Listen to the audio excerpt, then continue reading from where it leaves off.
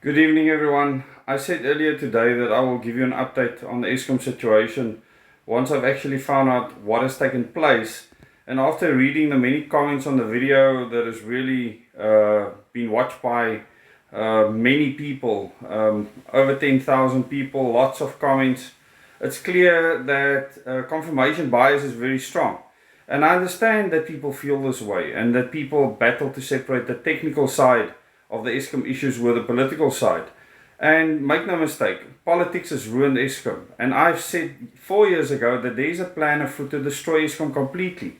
And with it, the country, because we need a company such as Eskom to be stable, to supply people with as cheap electricity as possible.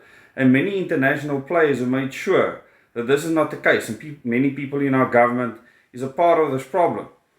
But that doesn't change the fact that we don't have enough generating capacity right now, and this is why load shedding has been implemented. And I can tell you why so many units failed.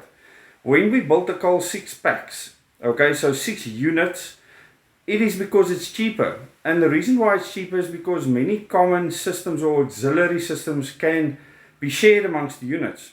And at many of these coal-fired power stations, you will have air compressors that can be shared along all 6 of the units, or in some cases it will be shared along 3 of the units. In other words, it will be split in 2 with regards to the auxiliaries.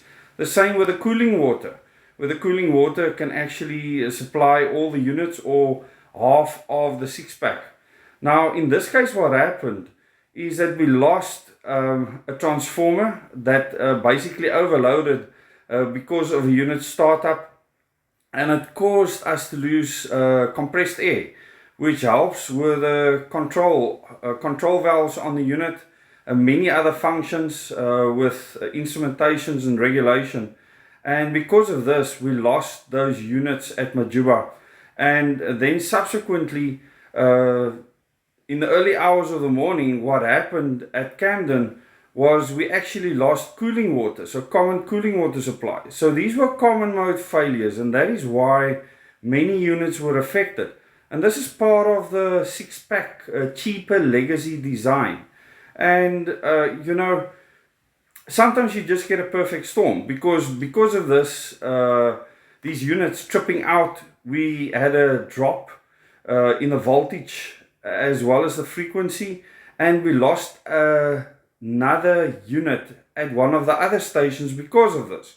So it was like a perfect storm, almost like a mini blackout in an area, and the dominoes didn't continue across the grid because our national control knows what they are doing and the automatic systems protect us. So the units tripped because they needed to trip.